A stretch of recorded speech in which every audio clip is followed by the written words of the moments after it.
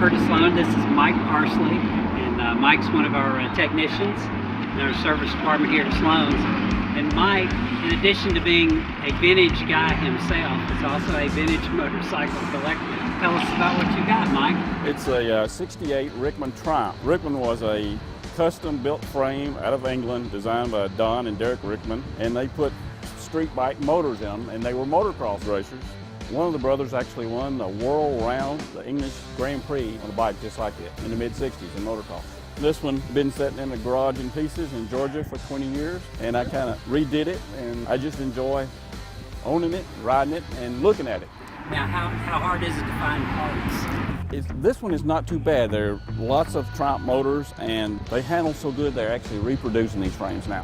And how did you find the bike? Dirt bike people have dirt bikes and know where they are. Somebody saw it at a car wash in pieces and tracked it down. And you tracked it down? Yes. It was a friend of a friend saw it, yeah. And it was in a barn? Yes, well it was in a box, yes. The motor was apart, yes. So what makes this bike unique?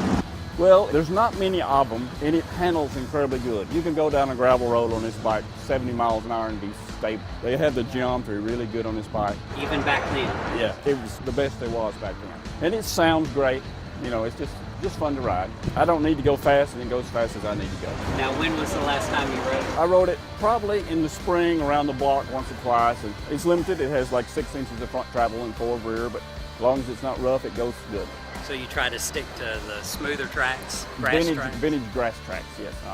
I race it on grassy tracks about once every 2 or 3 years, just to say I ride it. Well, thank you for being a part of our bike show today. Yeah, nice day, yeah.